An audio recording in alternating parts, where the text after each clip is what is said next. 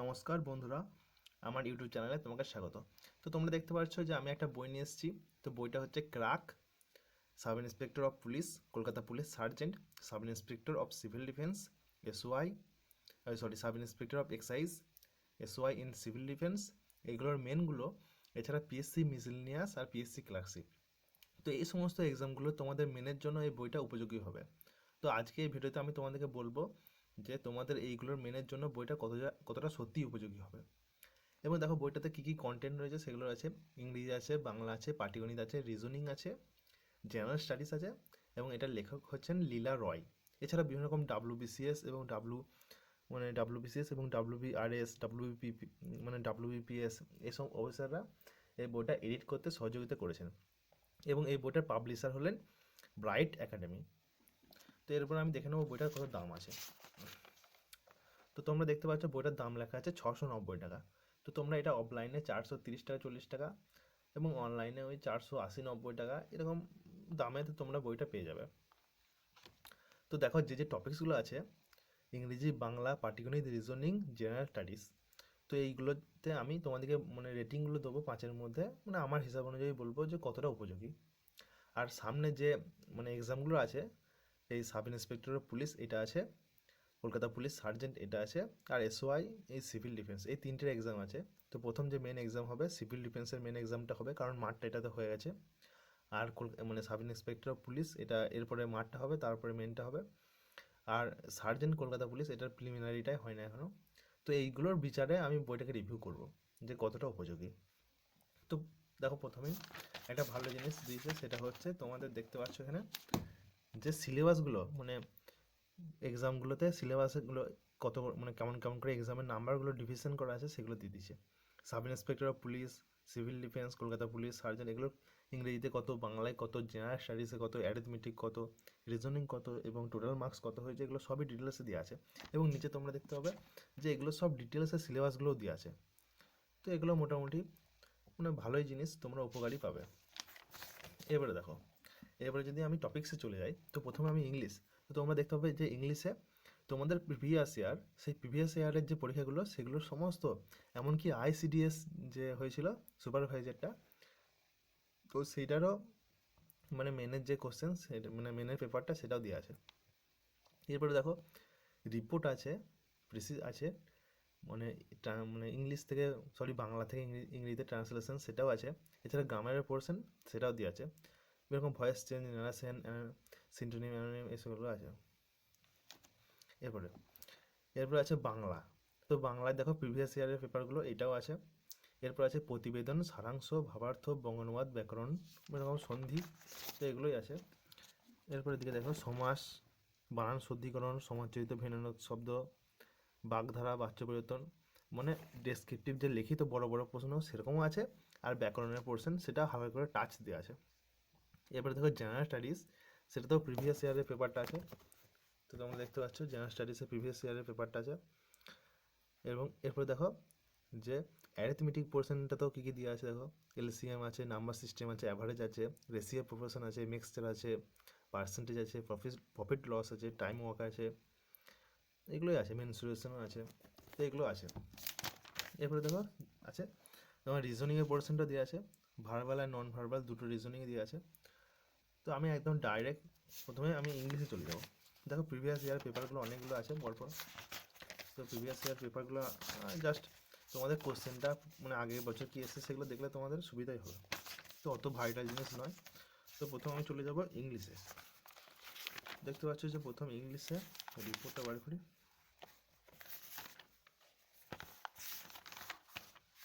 তো দেখো প্রথম দেওয়া আছে ড্রাফটিং অফ রিপোর্ট, তোমরা কিভাবে একটা ভালো রিপোর্ট লিখবে। দেখো লেখা আছে how to right good report, কীভাবে রিপোর্টটা একটা ভালো রিপোর্ট লেখা যাবে সেটার একটা বেসিক একটা তোমাদেরকে একটা আইডিয়া দিয়েছে। এবং তারপরে তোমরা দেখতে পাবে যে বিভিন্ন রকম ভ্যারাইটিস রিপোর্ট সেটা উদাহরণ দেওয়া আছে। তো দেখলে দেখা যাবে যে মোটামুটি এখানে দেখো এখানে 58 অর্থাৎ 58টা এরকম রিপোর্টের উদাহরণ দেওয়া আছে। এরপরে দেখো প্রেসি রাইটিং আছে। দেখো প্রেসি রাইটিংয়ের দেখো কীভাবে প্রেসি রাইটিং করতে হবে সেটা একটা বাংলায় দিয়ে দিয়েছে। তো এটা মোটামুটি পড়লে তোমাদের বেসিক আইডিয়াটা হবে যে কীভাবে তোমরা প্রেসিটা লিখবে। তো এটা সব ব্যাকরণ বইতেই মানে ইংলিশ গ্রামার বইতেই থাকে, বিশাল মানে বড় কিছু ব্যাপার না, কিন্তু লেখা আছে জাস্ট ভালো জিনিস। এবারে দেখো এইখানে একটা মেন ব্যাপার, সেটা হচ্ছে দেখো যে তোমাদের যে প্রেসি রাইটিং আছে মেন মানে বড় প্যাসেজ থেকে যখন ছোট করবে মেন ব্যাপারগুলো দেখো এখানে আন্ডারলাইন করা আছে। তো এই জিনিসটা তোমরা উপকার পাবে যে কোনো একটা বাক্য কোনো একটা মানে প্যাসেজ আছে, সেই প্যাসেজটা তোমরা পড়ে মানে সেই প্যাসেজটার মধ্যে মেন ব্যাপার কোনগুলো সেগুলো তোমরা আন্ডারলাইন করতে পারবে এবং সেখান থেকে শর্ট করতে পারবে। এগুলো জাস্ট ভালোই তোমাদের উপকারই পাবে। তো এখানে দেখো কত উদাহরণ আছে আমি বলে দিচ্ছি। দেখো অনেক এখানে উদাহরণ গাদা আছে। প্রেসি রাইটিং ঠিক আছে। এবার আছে তোমাদের বাংলা থেকে ইংরেজিতে ট্রান্সলেশন। দেখো ট্রান্সলেশন আছে প্রিভিয়াস ইয়ারে প্রথম এগুলো দেখো লেখা আছে যে WB sub inspector of police, এগুলো 2020-তে যেগুলো এসেছিলো সেগুলো, মিসেলিনিয়াসে যেগুলো এসেছিলো সেগুলো সেরকম করে দিয়ে আছে। তো এটা দেখো কতগুলো আছে সেটা বলে দিচ্ছি তোমাকে। তো দেখো 64টা, তো টোটাল 64টা আছে মানে ইংলিশ থেকে বাংলা থেকে ইংরেজিতে ট্রান্সলেশন। তো এখান থেকে তোমরা ভালোই উপকার পাবে। এবারে দেখো যেরকম লেটারে ইউজ করেছে এগুলো মোটামুটি তোমাদের যে গ্রামার পোর্শনটা আছে সেগুলো দিয়েছে, ওয়ার্ডের বিভিন্ন রকম দিয়েছে, কমন আইটেম ফ্রেজ দিয়েছে, ন্যারেশন দেবে, ভয়েস দেবে করে। তো এগুলো ইংলিশ গ্রামারগুলো পোর্শনগুলো আছে। এরপরে আমি চলে যাব বাংলাতে। তো আচ্ছা বাংলা যাওয়ার আগে তোমাদেরকে বলে দিই যে মোটামুটি ওভারঅল যদি ইংলিশটা দেখা হয় তাহলে বলবো যে মোটামুটি ঠিকঠাকই আছে। তো তোমরা এই বইটা পড়ে ইংলিশটায় মোটামুটি ভালোই স্কোর করতে পারবে, কিন্তু ইংলিশের ব্যাপার হচ্ছে তোমাদেরকে লেখালেখি যদি প্র্যাকটিস করো তাহলে বেশি উপকার পাবে। তো এরপরে চলে যাবো বাংলায়। তোমরা দেখতে পাচ্ছ যে বাংলায় এই যে পোর্শনগুলো আছে প্রতিবেদন আছে, সারাংশ আছে। তো আমি চলে যাচ্ছি একদম ডাইরেক্ট। দেখো বিগত বছরের প্রশ্নটা আমি উল্টিয়ে যাচ্ছি, বিগত বছরের প্রশ্ন আছে। দেখো প্রথম শুরু হচ্ছে প্রতিবেদন নিয়ে। দেখো প্রতিবেদন কীভাবে লিখবে, দেখো প্রতিবেদন লেখার কৌশল, তো এরকম সব ডিটেলস দেওয়া আছে। তো এগুলো পড়ে তোমরা একটা আইডিয়া পাবে যে কীভাবে একটা ভালো প্রতিবেদন লিখতে হবে। তো দেখো যে টপিকসগুলো দিয়েছে সেগুলো বেশ ইন্টারেস্টিং টপিক। যেমন দিয়েছে দেখো দুয়ারে সরকার ও পাড়ার সমাধান, এটা নিয়ে তোমাদেরকে একটা প্রতিবেদন দিয়েছে।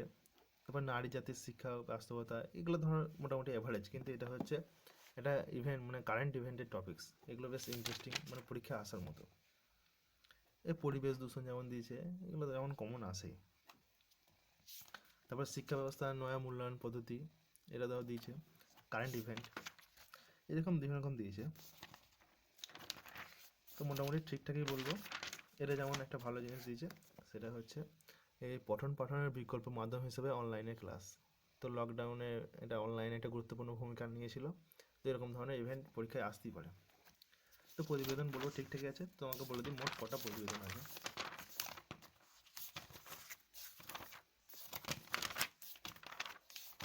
তো এখানে দেখতে হবে মোট এখানেও 67, দেখো কন্যাশ্রী প্রকল্প এটা নিয়েও দিয়েছে। তো মোট 67টা এখানে প্রতিবেদন আছে। এটা সারাংশ হচ্ছে একটা প্যাসেজ দেবে, সেখান থেকে তোমাদেরকে ছোটো করে লিখতে হবে। তো এখানে এটাও দিয়েছে দেখো ভালো জিনিস, অনেক কতগুলো দিয়েছে সেটা বলে দিচ্ছি। সেটাই হচ্ছে তোমাদের এখানে 44টা দিয়েছে, দেখতে পাচ্ছ তোমাদের 44টা। তো এটা তোমাদের কাজে লাগবে। এরপরে আছে বঙ্গানুবাদ। দেখো বঙ্গানুবাদ দিয়েছে, এটা তোমাদের ইয়েতে পরীক্ষাতে আসবে, ওই এই এসআইগুলোতে আসবে, পুলিশের পরীক্ষাগুলোতে। তো দেখতে পাচ্ছ কীভাবে বঙ্গানুবাদ করতে হবে সেটা নিয়ে একটা দিয়েছে বেসিক ইয়ে, একটা বঙ্গানুবাদের উদাহরণগুলো। তো দেখতে পাচ্ছ বঙ্গানুবাদ, এখানে দেখো বঙ্গানুবাদ কত দিয়েছে, কটা দিয়েছে আমি বলে দিচ্ছি। তো এখানে দেখতে পাচ্ছ যে 61টা অর্থাৎ 61টা টোটাল বঙ্গানুবাদ আছে এবং কিছু এক্সারসাইজে দিয়ে আছে, এক্সারসাইজে মানে তোমাদের ঘরে করতে হবে। এরপরে দেখো ব্যাকরণ। তো ব্যাকরণের পোর্শনটা আমি এখন দেখছি না, কারণ ব্যাকরণে তোমাদের এগুলো অত লাগবে না, পুলিশের পরীক্ষাগুলোতে। বাগধারা আছে দেখো। এরপরে আমি চলে যাবো এতে, চলে যাবো জেনারেল স্টাডিজে। তো তোমরা দেখতে পাচ্ছ জেনারেল স্টাডিজ, সেখানে প্রিভিয়াস ইয়ারের পেপারগুলো দেওয়া আছে।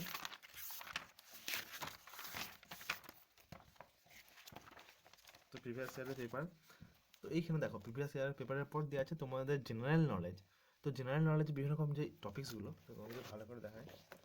তো দেখো টপিকসগুলো, এই যে টপিকস: বিশ্বযুদ্ধ, রাষ্ট্রপুঞ্জ অঞ্চল, সার্ক, ভারতের প্রথম প্রথম বাঙালি, ভারতের বৃহত্তম, বিশ্বের প্রথম, ভারতের প্রধানমন্ত্রী, রাষ্ট্রপতি, বিভিন্ন রকম যে টপিকসগুলো, তো সেগুলোর কারেন্ট ইভেন্টে দিয়েছে। তো এখানে ব্যাপার হচ্ছে যে এগুলো এগুলো হচ্ছে এমসিকিউ টাইপ। দেখো তোমার দেখলেই দেখতে পাবে যেগুলো সব এমসিকিউ। দেখো সব এমসিকিউ। তো এগুলো হচ্ছে মেন পরীক্ষার জন্য অতটা তোমাদের ভাইটাল নয়। দেখো ফুল ফর্ম দিয়েছে, এগুলো হচ্ছে মেন পরীক্ষার জন্য অতটা ভাইটাল নয়, মানে পুলিশের যে পরীক্ষাগুলো সেগুলোর কথা বলছি আমি। তো এগুলোর জন্য অত ভাইটাল নয়। তোমরা দেখতে পাচ্ছ মুদ্রা আছে, রাজধানী আছে, পার্লামেন্ট আছে। তো এগুলো অত ভাইটাল নয়। এরপরে যেটা ভাইটাল সেটা আমি বলি। তো এখানে একটু পরে দেখতে হবে যে এখানে সবচেয়ে ভালো জিনিস যেটা দিয়েছে সেটা হচ্ছে যে জেনারেল স্টাডিজ আর কারেন্ট অ্যাফেয়ার্স, সেটা নিয়ে ডেসক্রিপটিভ বিভিন্ন রকম টপিক্স দিয়েছে। যেমন এখানে দেখো দুয়ারে সরকার দিয়েছে, মানে এটা হচ্ছে কারেন্ট টপিক্স। তারপর হচ্ছে এই গর্ভপাতের নতুন নিয়ম, 24 সপ্তাহ পর্যন্ত করা যাবে গর্ভপাত, এটা কারেন্ট টপিক্স 2020-তে ঘটেছিল। এরপর হচ্ছে দেখো আয়ুষ্মান ভারত, এই প্রকল্প বিভিন্ন রকম সেন্ট্রাল গভর্নমেন্টের, রাজ্য সরকারের প্রকল্পগুলো। তারপরে মানে হাঙ্গার ইন্ডেক্সে যে সাউথ এশিয়া পিছিয়ে পড়ছে এবং ভারতের যে মানে ভারতের র্যাঙ্কটা আরও পেছন দিকে যাচ্ছে, সেটা নিয়ে একটা টপিক্স দিয়েছে। আমেরিকায় মানে ইউএনএ যে প্রধানমন্ত্রী ভাষণ দিয়েছিল, সেটা নিয়ে একটা টপিক্স দিয়েছে। তো এগুলো বেশ ইন্টারেস্টিং টপিক্স এবং পরীক্ষা আসার মতো টপিক্স। দেখো এগুলো মোট কতগুলো দিয়েছে সেগুলো বলে দিই।